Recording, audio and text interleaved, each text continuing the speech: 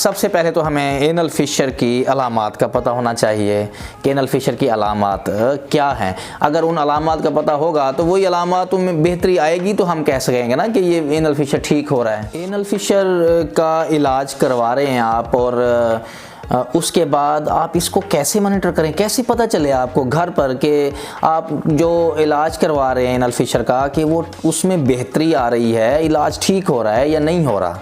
एक व्यूअर ने हमसे पूछा है कि आप हमें बताएं कि हम कैसे पता चलाएं कि आपने जो हमें इलाज बताया है, हमारे एक्चुअली पेशेंट थे, तो अब घर पर हम कैसे पता चलें। अब हम तो घर चले गए हैं कि कैसे पता चलें कि हमारा एनल फिशर ठीक हो रहा है या ये ठीक नहीं हो रहा।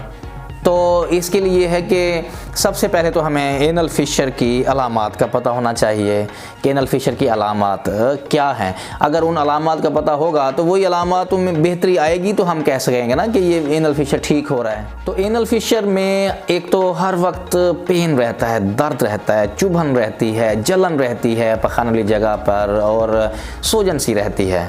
एक तो ये अलामत है कि दर्द रहता है हर वक्त। दूसरी अलामत क्या है? दूसरी अलामत है ब्लीडिंग। और तीसरी अलामत क्या है? तीसरी अलामत यह है कि पखाना करते हुए पेशेंट को बहुत ज़्यादा पेन होता है, एक्सक्रूशिएटिंग पेन होता है।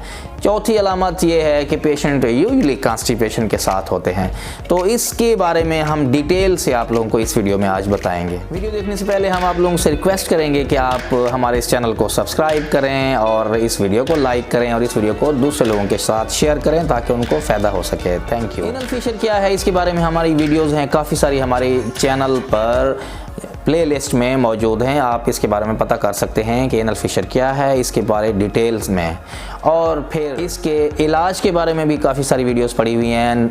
ऑपरेशन के बगैर इसका इलाज मुमकिन है। 70 to 80% केसेस में ये मेडिसिन से ठीक हो जाता है या एहतियातों से ठीक हो जाता है, जिसमें कि GTN क्रीम यूज़ करनी होती है ज़ैलोगेन के साथ मिक्स करके। इस पर एक अलग सेपरेट वीडियो है।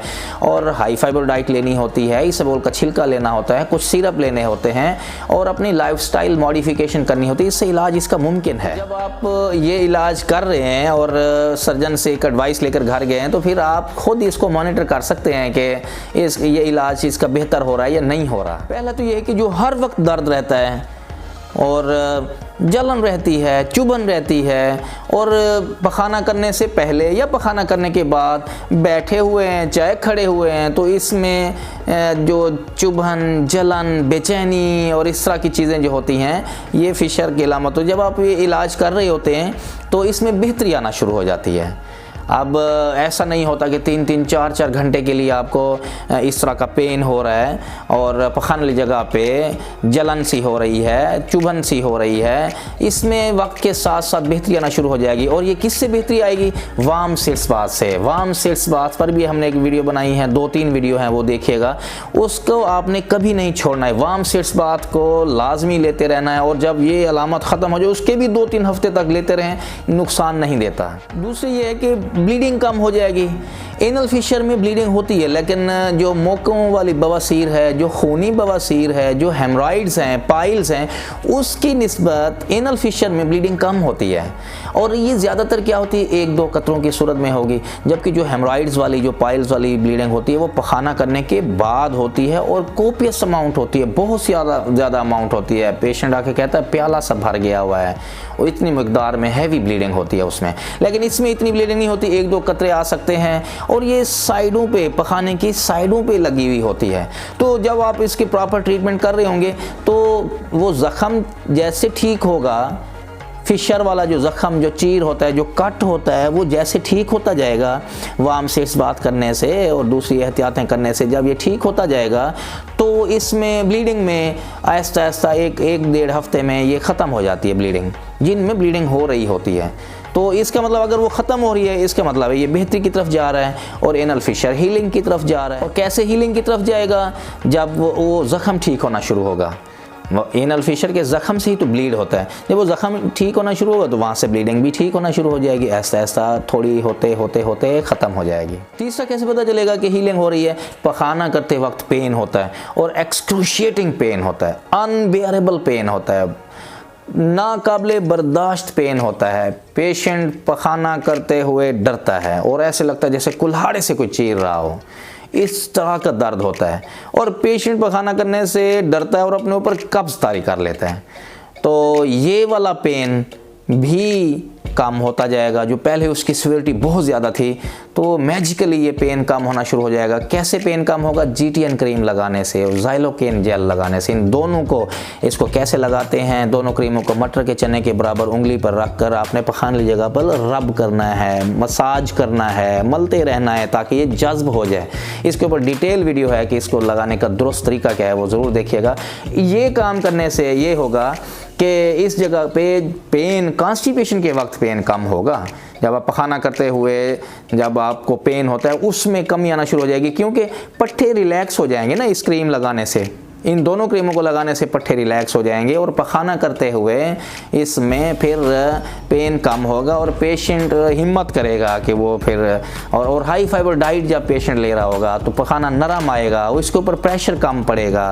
प्लस ये है कि GTN क्रीम ने इस पट्टों को रिलैक्स कर देना है, तो इस तरह पखाना करते हुए पेन भी, उसकी शिद्दत में भी कमी आती जाएगी और जब ये हीलिंग के करीब होगा तो पेन ख़त्म हो जाएगा बिल्कुल। चौथा, जो कैसे पता चले वो बेहतरी आ रही है? पखाना करने वाली जो फ्रीक्वेंसी है, पहले जो पेशेंट पखाना करना ही नहीं चाहता, अपने ऊपर कब्ज़ तारी की हुई है, अब वो क्योंकि हाई फाइबर डाइट ले रहा है और वार्म सेट्स बाथ ले रहा है, इसबगोल का छिलका ले रहा है, इससे पखाना जो है बल्क में आता है, नरम आता है। उससे ये होगा कि पखाना फिर अपनी रूटीन में आना शुरू हो जाएगा। पेशेंट के ऊपर जो एक साइकोलॉजिकल इफेक्ट होता है कि पखाना मैंने नहीं करना, मुझे क्योंकि पेन होगा, वो ख़त्म हो जाएगा और उससे ये होगा कि रूटीन पेशेंट की बन जाएगी। पखाने करने की फ्रीक्वेंसी में मतलब रूटीन आ जाएगी। जैसे वो फिशर जब नहीं था तो वो रूटीन में सुबह शाम अगर कर रहा था तो वापस उसी रूटीन में आ जाएगा। तो इसका मतलब है कि वो पेशेंट बेहतरी की तरफ आ रहा है। वो किस तरह होगा? हाई फाइबर डाइट अब जब आप ले रहे होते हैं, ज़ाइलोकेन जेल का इस्तेमाल कर रहे हैं GTN क्रीम के साथ, इस जगह पे रिलैक्सेशन होती है पट्टों की, और इसबगोल का छिलका ले रहे हैं, और या फिर यह है कि आप सार्डोफ्लेक्स सिरप या दूसरे सिरप जो हैं कब्ज़ ख़त्म करने वाले जब ले रहे होते हैं तो फ्रीक्वेंसी बेहतर हो जाती है। रूटीन में पखाना कर रहा होता है पेशेंट, इससे भी पता चलता है कि हीलिंग हो रही है। लास्ट में ये है कि पेशेंट की ओवरऑल वेल बीइंग हो जाती है, जनरल हेल्थ बेहतर हो जाती है, पेशेंट अपनी ज़िंदगी में वापस लौट आता है। पेशेंट अब फैमिली पे टाइम दे रहा है, बच्चों के साथ वक्त गुजार रहा है, दोस्त अहबाब के साथ वक्त गुजार रहा है। हमारे पास एक पेशेंट है, वो अपने आप को उन्होंने बिल्कुल ही आइसोलेट कर दिया, कमरे में ही पड़े रहना, अकेले दर्द बर्दाश्त करते रहना, और एक ऐसी चीज़ है बंदा किसी को बता भी नहीं सकता। तो अकेले बिल्कुल ही एंटी सोशल से हो गए पेशेंट हमारे थे। और वो क्या वजह थी? पेन थी, बहुत ज़्यादा जलन थी, चुभन थी, बेचैनी थी, कॉन्स्टिपेशन थी। ये चीज़ें ठीक हुई, पेशेंट की एक overall well being, psychologically patient improve कर जाता है, पेशेंट बेहतरी की तरफ आता है। पेशेंट की बाउल मूवमेंट्स जब ठीक होती हैं, पेशेंट का जब पेन ठीक होता है, पेशेंट की जब ब्लीडिंग ख़त्म होती है, पेशेंट बेहतर फील करता है।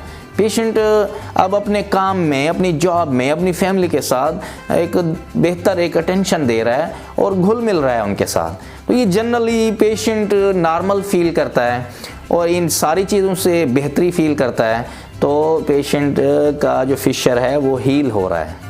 ये थी कुछ अलामात जिससे पेशेंट खुद असेस कर लेता है कि उसका फिशर एक हील हो रहा है।